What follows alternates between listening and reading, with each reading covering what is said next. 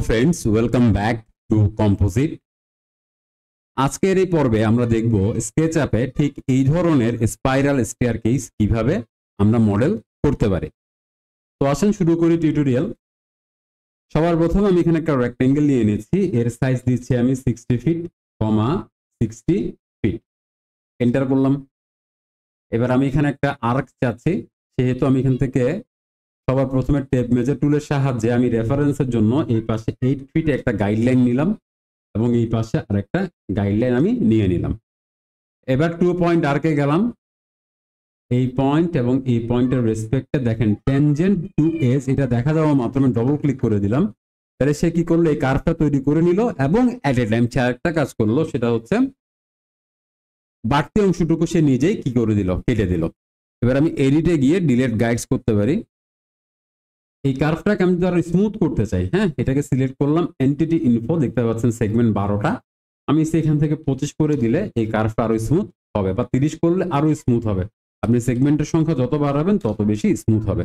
আচ্ছা, এখন এটাকে আমি ডবল ক্লিকের মাধ্যমে সিলেক্ট করলাম, মাউসের রাইট বাটনে ক্লিক করে আমি এবার মেক গ্রুপ করে নিলাম। ওকে, এখন এটাকে আমাদের এক্সট্রুড করতে হবে। ট্রিপল ক্লিকের মাধ্যমে এই সারফেসটাকে এবার আমি সিলেক্ট করলাম। কেন তিনটা ক্লিক করলাম, যেহেতু এটা অলরেডি আমরা গ্রুপে কনভার্ট করেছি, সেহেতু এটার উপরে আমি যদি পুশ পুল কমান্ড অ্যাপ্লাই করতে চাই, আমাকে ট্রিপল ক্লিকের সাহায্যে এই সারফেসটা সিলেক্ট করতে হবে। এবার আমি পুশ পুল টুলে চলে আসলাম। এখন দেখেন এটা কিন্তু এখন শুধু পুশ এবং শুধু পুল করবে, রাইট?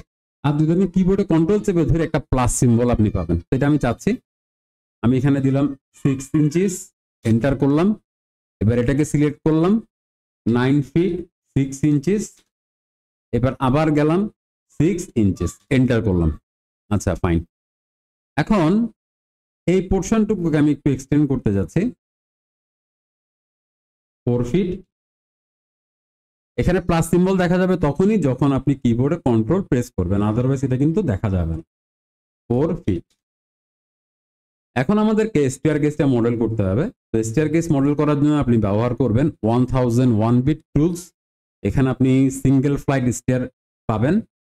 এখানে আমি স্টেপের উইথ 4 ফিট দিলাম, 10 ইঞ্চি 6 ইঞ্চি 6 ইঞ্চি, একবার পরে নেবেন, জাস্ট পড়লেই বুঝতে পারবেন, বিশেষ কোনো ইস্যুই না। ওকে, আচ্ছা, বিল্ড স্টেয়ারকেস। এখন আমি একটা পয়েন্ট এদিকে নিলাম, আর একটা পয়েন্ট এদিকে হলো আমার রেফারেন্সটা পেতে একটু প্রবলেম হচ্ছে। আমি এখান থেকে এই পয়েন্টের রেফারেন্সে এটাকে কি করলাম, মডেল করলাম ইনিশিয়ালি। এখন আমাদের এই যে স্টেয়ারকেস, এটা কিন্তু আমাদেরকে রোটেট করে নিতে হবে, অথবা আপনি মিরর করলেও পারেন। আমি প্রথমে এটাকে একটু মুভ করি, তা না হলে এটা হচ্ছে না কিন্তু, ঠিক আছে? এই স্টেয়ারকেসটা আমরা নিচের থেকে এদিক দিয়ে উপরে উঠবো, সুতরাং আমাদেরকে এটা রোটেট করতে হবে। আর রোটেট যদি করতে না চান, আরো ইজি ওয়ে, স্কেচআপ 2023 যদি ব্যবহার করেন আপনি, এখানে ফ্লিপ কমান্ড বা মিরর কমান্ডটা সে দিয়ে দিয়েছে। আর আপনার কাছে এটা না থাকলে আমি এই এক্সটেনশনের ডাউনলোড লিঙ্কও আপনাদেরকে দিয়ে দেব। হ্যাঁ, আর যদি আপনি স্কেচআপ 2023 ব্যবহার করেন, সেই ক্ষেত্রে আপনি সরাসরি পেয়ে যাবেন এই যে ফ্লিপ কমান্ড। আচ্ছা, যাই হোক, এখন আমি অবজেক্টটা সিলেক্ট মিরর কমান্ডটা নিলাম প্রথমে। এখন আমি কোন কিসের রেসপেক্টে আমি করতে যাচ্ছি এই মিররটা, আমি গ্রিন অ্যাক্সিসের রেসপেক্টে। ওকে, আমি গ্রিন অ্যাক্সিস একটা ক্লিক করলাম, দেখেন এটা কি হয়ে গেল, মিরর হয়ে গেল। ওকে, নেক্সট আমরা যেটা করব, আমরা এখানে এডিট গ্রুপে গেলাম, এই হ্যান্ড রেল আমরা চাচ্ছি না, ডিলিট করলাম। নেক্সট আরেকটা কাজ আমরা করব, আমরা এখান থেকে 2 ইঞ্চিস নিলাম, 2 ইঞ্চিস জাস্ট রেফারেন্সের জন্য এই গাইডলাইন গুলো আমরা নিচ্ছি, আদারওয়াইজ দরকার ছিল না। 2 ইঞ্চিস, 2 ইঞ্চিস। এখানে আমি হালকা করে দুইটা লাইন টেনে রাখি, যাতে আমি গাইডলাইন গুলো ডিলিট করতে পারি। নিলাম। এবার আমি এডিটে গিয়ে ডিলিট গাইডস করে দিলাম। ওকে, আমার এই যে রেফারেন্স পয়েন্টগুলো কিন্তু আছে। এখন এই রেফারেন্স পয়েন্ট আসলে কেন নিলাম সেটা দেখেন, এখানে আমরা এখন রেল মডেল করব। আমি এখানে এক্সটেনশনে চলে যাচ্ছি, এক্সটেনশন থেকে আমি মাঝ রেল নামে আমাদের একটা এক্সটেনশন আছে, এর ডাউনলোড লিঙ্ক আপনি পাবেন ডেসক্রিপশন বক্সে। মাঝ রেল নিলাম, আমি এখান থেকে টাইপ এ, এই রেলটাই ব্যবহার করতে যাচ্ছি। রেলিং এর হাইট সে 36 ইঞ্চি বা 3 ফিট দিবে, এটাই স্ট্যান্ডার্ড। আমি ড্র রেলে ক্লিক করলাম। প্রথম পয়েন্ট হিসেবে আমি নিচ্ছি এই যে পয়েন্ট, এটাকে সিঙ্গেল ক্লিক। হ্যাঁ, এখানে আমি জাস্ট কি করেছি, সিঙ্গেল ক্লিক। এরপর আমি এই পয়েন্টে আসলাম। যে পয়েন্টে আপনি এটাকে বসাতে যাচ্ছেন সেই পয়েন্টে কিন্তু আপনাকে ডবল ক্লিক করতে হবে। কি করবেন, ডবল ক্লিক করলাম। দেখেন এটা কি হয়ে গেল, মডেল হয়ে গেল। এখন মডেল হওয়ার পরে আমাদের নেক্সট যে কাজ হবে সেটা হচ্ছে এটাকে এখন বেন্ড করতে হবে। তো বেন্ড করবো আমি কি, এই কার্ভটার রেসপেক্টে। তো আমি এই কার্ভটাকে সিলেক্ট করলাম, এটার একটা কপি, কিবোর্ডে কন্ট্রোল চাপ দিলে কপি হয়, এটা আমরা জানি অলরেডি, নিলাম। এখন ব্যাপারটা হচ্ছে এটা একসাথে আছে, একটা গ্রুপ হিসেবে আছে। তো এটাকে আমি এক্সপ্লোর করে দিতে পারি, করলাম। আবার এটাকে পুরো অবজেক্টটাকে ট্রিপল ক্লিকের সাহায্যে সিলেক্ট করলাম, মাউসের রাইট বাটনে ক্লিক করে আমি মেক গ্রুপ করে দিলাম। নেক্সট আমাদেরকে এখানে একটা লাইন নিতে হবে। আমার স্টেয়ারটা কার্ভ হবে কি, এই পয়েন্ট থেকে শুরু করে এই পয়েন্ট পর্যন্ত,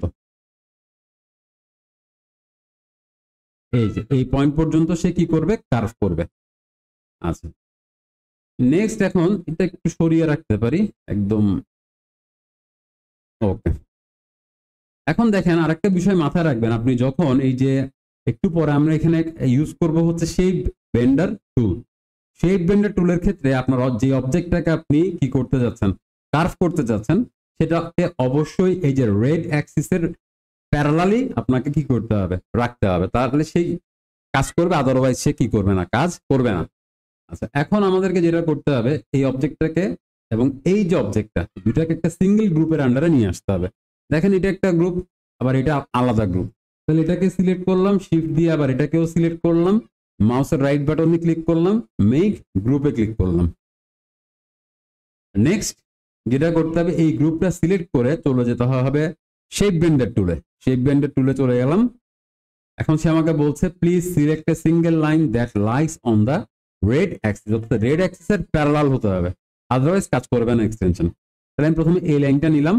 তো এই পাশের এটাকে বলছে স্টার্টিং পয়েন্ট, যেমনটা আমরা চাচ্ছিলাম। এই যে এখানে যে স্টার্ট, এটা একটু হয়তো ঢুকে, এই যে স্টার্ট, এবং এটাকে বলছে এন্ড পয়েন্ট, ফাইন। এরপর আমাকে বলছে please select and curve to bend the shape to, অর্থাৎ একটা কার্ভ সিলেক্ট করতে বলা হচ্ছে। এই কার্ভটাকে সিলেক্ট করলাম। এখন কার্ভের ক্ষেত্রে এটা স্টার্ট এবং এটা এন্ড পয়েন্ট, নাইস, এন্টার করলাম। ওকে, তাহলে কি হয়ে গেল, আমাদের এই যে স্পাইরাল স্টেয়ারকেস, এটা কিন্তু কি হয়ে গেল, মডেল হয়ে গেল। এখন আমি এটাকে চাইলে মুভ করে এটাকে সিলেক্ট করলাম,